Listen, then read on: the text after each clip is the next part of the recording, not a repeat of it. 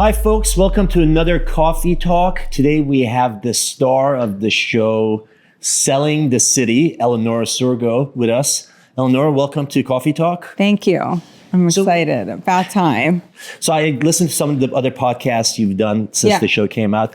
I intend to make this a much tougher interview for you. Okay, good. So we saw what reality TV did for Ryan Serhant's careers and Frederick Eklund's. It didn't have that sort of effect for everybody who was on reality TV. What do you hope to achieve beyond fame from this? Ryan and Frederick are actually great agents. So the show obviously enhanced that and built their career. There are other agents who've done these shows who are not even in the business anymore. Right. Hopefully there's a future. We don't even know if we have a season 2. But yeah, I mean, I'm not abandoning real estate. Like, that is always going to be my bread and butter. This is my job. It's my identity. But before the show came on, you were already a very successful broker. Right. So I've been doing it for 15 years. Business for you? Certainly there were a few new buyers that reached out that watched the show, specifically women, that is our demographic, who watched the show and said that they very much connected with me. And of the thousands of overwhelming connections with women, I would say 2 are real buyers that I'm working with. Other things that are happening within the industry that sort of feel like a change or a reckoning, a new sort of era. I think a lot of that has led to like a shift in business. Well, I saw your social media following went through the roof after the show went on. Yeah, that's cool. And like I'm so type A. I like to like engage and respond to anyone. I'm not the type to ignore it. So yes, I stay like up late at night to try to like get through some of those. Do you feel like we're at a point where there's a saturation of sort of real estate brokerage shows? You were saying that the stories are told in a kindergarten way, a very basic level. You have to break it down, right? Like there's no way that someone can run through, years of experience or even like a real estate class and licensing course on a show. It's not a documentary. Look, I started in the industry before there was even Selling New York on HGTV. I remember that show. And like overall, I believe net, these shows have been tremendous for our industry. I think that they've shifted the perception of an agent from a job that was really for someone who like maybe failed at another industry or like couldn't succeed in a corporate world or just maybe needed money. And I think it actually helped formalize our industry. It helped make people, want to move here, want to be like us. In a way, institutionalized, made it feel more corporate. There's so much dramatization and there's so much, conflict. It's entertainment, yes, it's right? entertainment. So think about like WWE, it might lack in like it's not Olympic wrestling. It doesn't mean that it's not athletic. Mm-hmm. Doesn't mean that like they aren't training and working and practicing. I think all reality shows to a degree are going to be a very filtered, edited version of real life, as is social media, by the way. Mm-hmm. So it's not a documentary. They're not just following me around for hours. We have to sort of really think about the stories that we want to convey. And it's more about the personalities. I mean, look, Selling New York was very cut and dry. $1 Million Listing New York had a great run with a lot of amazing agents and really was, I think, transactional focused. It sort of like went deal to deal. What's beautiful about the Sunset franchise is that it does talk more about like the interpersonal. They call it sort of an occu-soap. It's an occupational series. So it talks about people in real estate, but it talks about like how that personally impacts our lives. Right. So like this show really, you're right. A lot of it is sort of showing the beautiful real estate, like an escapist television, right? Like great real estate, attractive cast.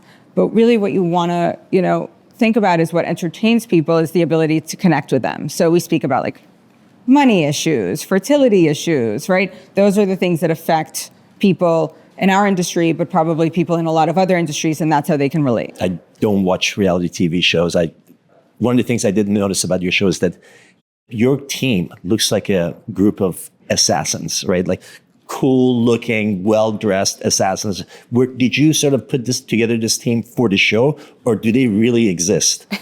So there's a team that exists outside of the show. So there are people that are on the team that are not on the show. What do you mean? Did I put it together? It was a little bit of both. It was organic. Some of them I was already working with. Some were for the show. But I knew that I needed to assemble a group that, had strong personalities, that was comfortable being on television, So you were casting for the show. In a way, but also that I would be okay with representing me in real estate. I mean, that was like the main criteria.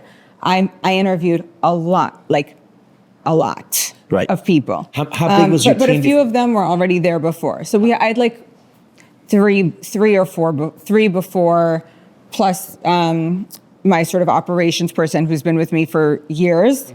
And then now we have 6. So it's not that difficult. I spoke with a few of the people on your team, and I'm not going to name any names, but they have amazing respect for you. They call you a mentor, which is a huge, I think it's very admirable. Did you feel like you wanted to be that person for them, or did you become that person so that the show would be successful since they were part of the team? Yeah, a little bit of both. I started with Ilan Bracha in the days when he was like #1 across the board. And, it was before really formalization of what a team meant. And you really only survived on that team if you worked really hard. Right.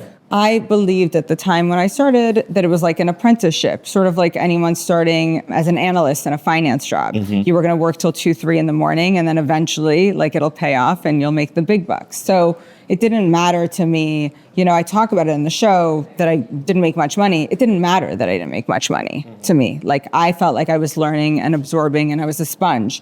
I take that very seriously. Like I believe that if they want to be on my team, that there's a system that I work with that turns what is a very non-traditional job into a corporate job. Yeah. I like accountability. I like a tracking system. I like, these are all storylines that come up on the show. Yeah. I like calendars. I like that if you don't have appointments for you to be in the office. Right. I like you to email clients a certain way.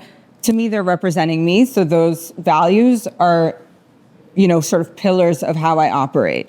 Separately, I do team meetings twice a week because like my job in exchange for their sort of suffering is to mentor and coach them and give them tips and ideas and access and insider information. And help them make money. Your outfits on the show got a lot of play, right? Yeah. You're wearing the red latex.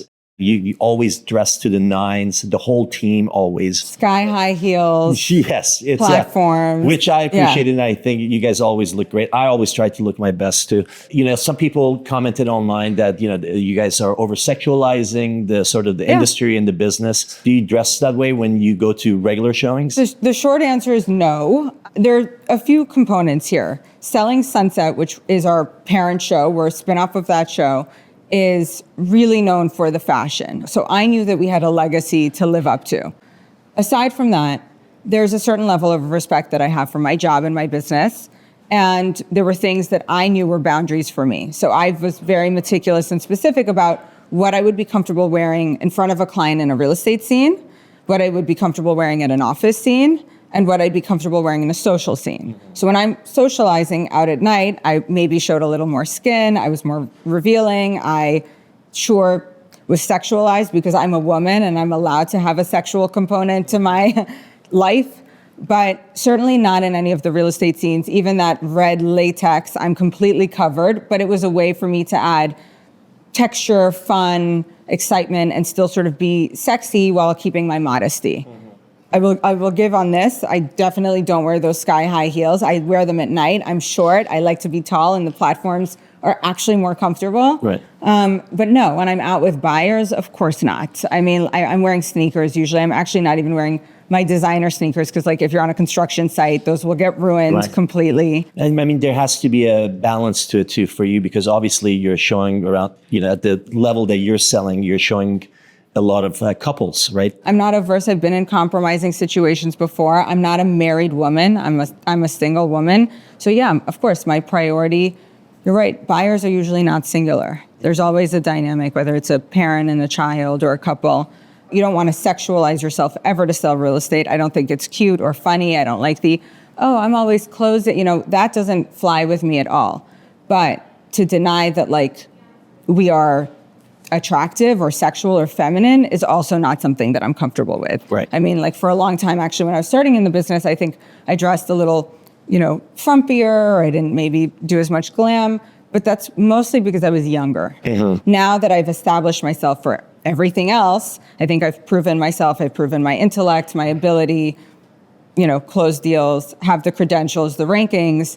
Now I can sort of dress however sort of I feel most beautiful. The clothes you guys wore was like Tom Ford and Gucci and all this stuff. Did the show pay for that stuff? Absolutely not. Not only did the show not pay, I, speaking for myself, didn't borrow clothing from anyone. That was all mine. I like a deal. I go to Woodbury Commons. Everybody knows this. Yeah. I scour the internet. I make sure that I dress really well and I buy statement pieces, but I do still get them for a good price. But no, it's expensive. I mean, certainly you don't make money doing these shows, but hopefully you build, a brand and some validation with it. How much did you get paid for the show? I can't say. But not really, I get paid more selling real estate. Of course. Yeah. Do the Oppenheims, do they have any ownership of the whole selling enterprise? That's a good question. I don't know.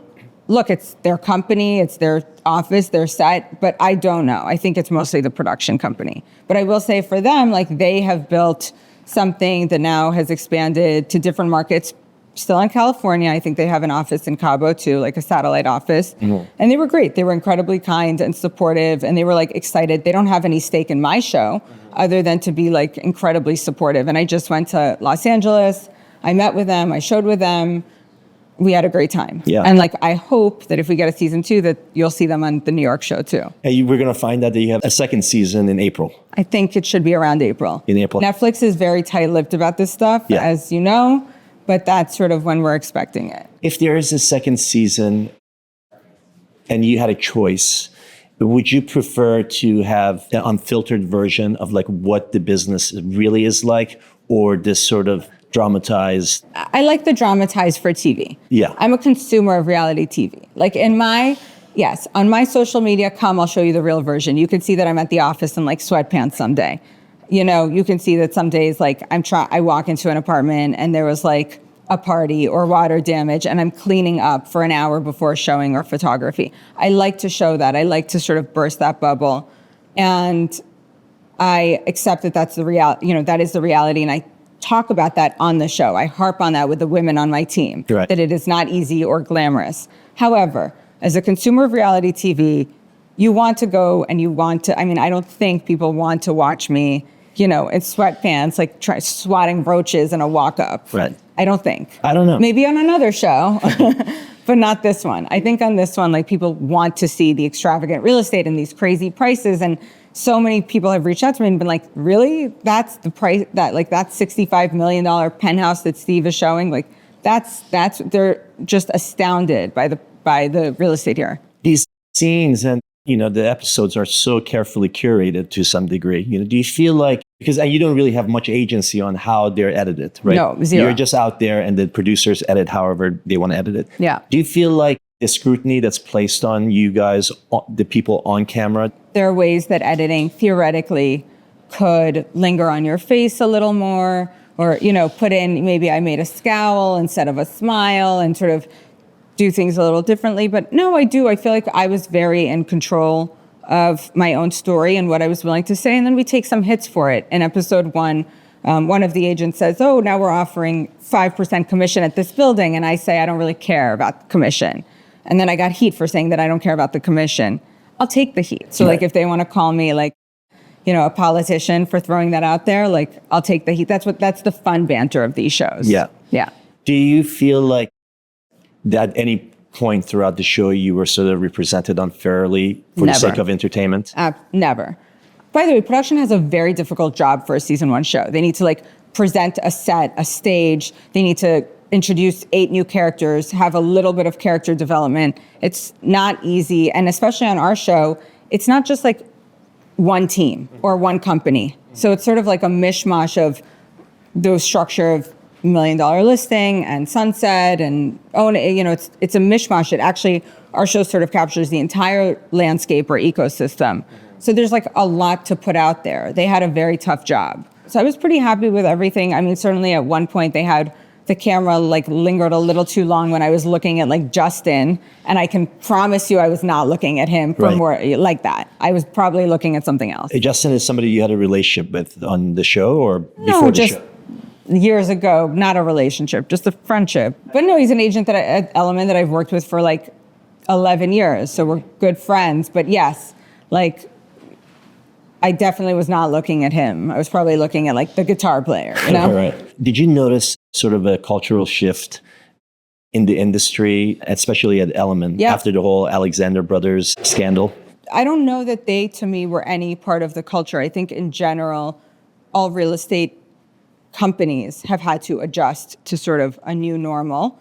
Like I said, this is not a traditionally corporate industry. It just wasn't. And it wasn't really for years an aspirational industry. I think like all workplaces have had a major, really seismic shift since 2016 in terms of how they operate. Even me now as like a team leader and a boss, I have to think about like, we're all independent contractors. None of these women on my team are employees, they're 1099, but like, what are my responsibilities if they are, you know, socializing with other agents at Elliman and the off hour? You know, how does that play in?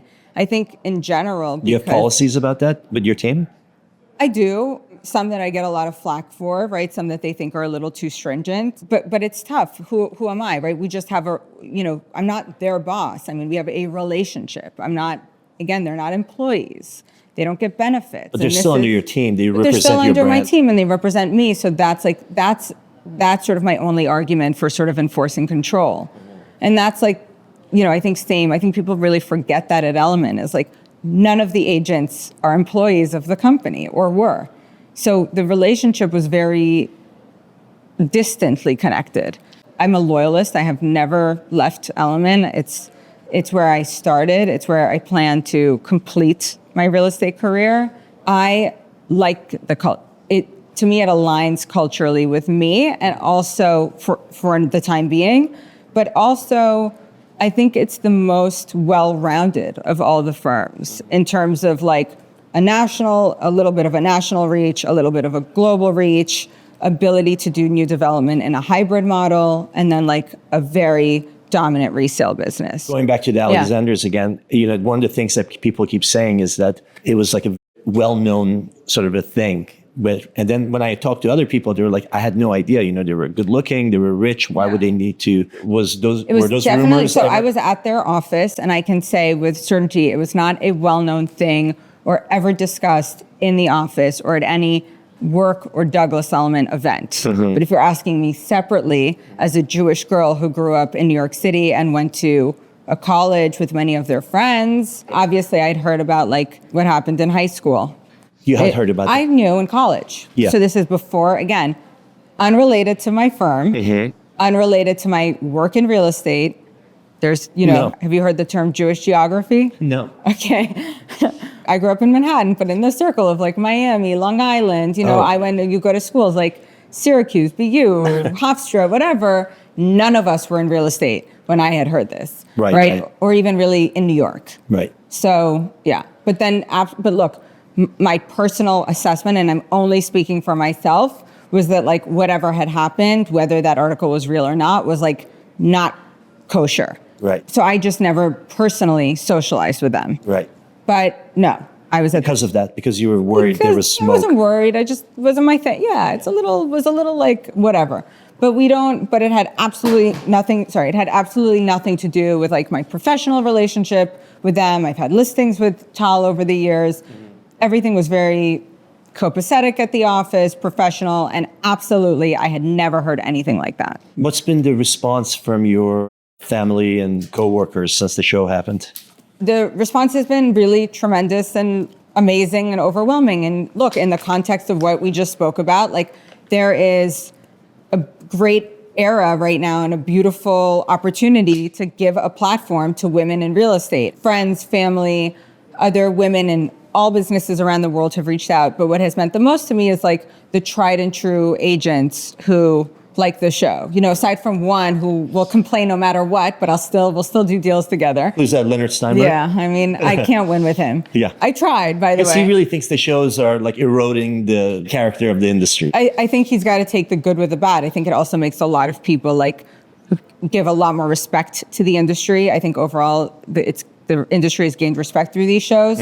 And I also think he needs to understand that like people see it with a grain of salt. I don't think that they think that it's 100%. It's like social media. You're going to put on Instagram the best and highlight moments of your life and day. You're not going to like post yourself crying or like going to the bathroom, right? So he needs to understand that this is a very edited version of the fun parts of real estate, not the heartbreak, but that exists too. I'm really proud of the work I did on the show. I'm proud of how I conducted myself. I think that my clients can be confident and have positive sort of affirmative feelings of working with me. I think it shows how much I fight for them and put them first. And I wasn't on there saying like, that was a slam dunk deal. Like I really got one over. Right. I didn't try to win over my clients. I think I worked with integrity, which is how I work in real life. Have you been recruited more than before now since the show came out?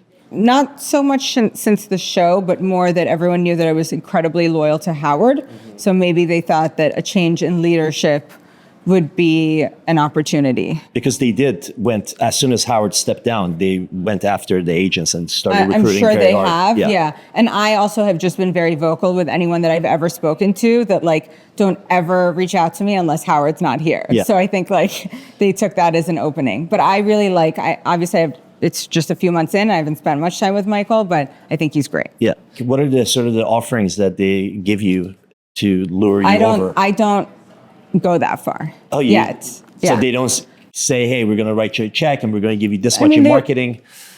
They might, but I don't know how real it is because I really don't engage in it. Is it fun to maybe get like a big signing bonus or more ad spend or whatever?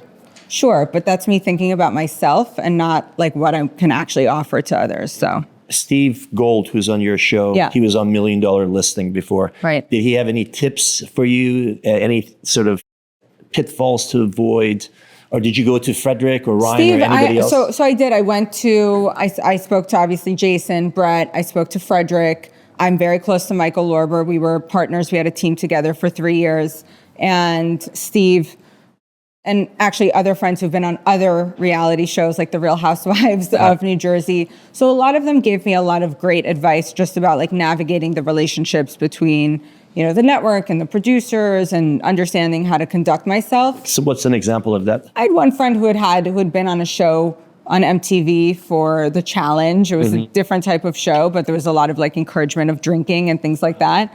So he just said like, don't ever feel like you're, it's a safe environment, sure, but like you also have to understand that this is the business of entertainment. So like, it's probably not the time to have like an epic meltdown right? But I know better than to have those meltdowns on camera. Right. What was so great about Steve was that he was confident in knowing how far to push the boundary to be like playful where it doesn't hurt. Meaning, if you go on the show and tell me that my deals are fake and listings are fake, that hurts. Right. But if you go like Steve and tell me that my outfits are like 3 years old, that doesn't hurt. I can take that, or that like my listing is super overpriced. I can take that, right? Like that. So he knows where to go to give enough conflict, but still be measured and gracious and respectful. And that's a testament to like the type of agent he is in real life. Yeah. Yeah. All right. Well, good. Great. Well, thank you so much for being here today. Thank you. My pleasure. Thanks for everybody having for me. tuning in to another episode of Coffee Talk.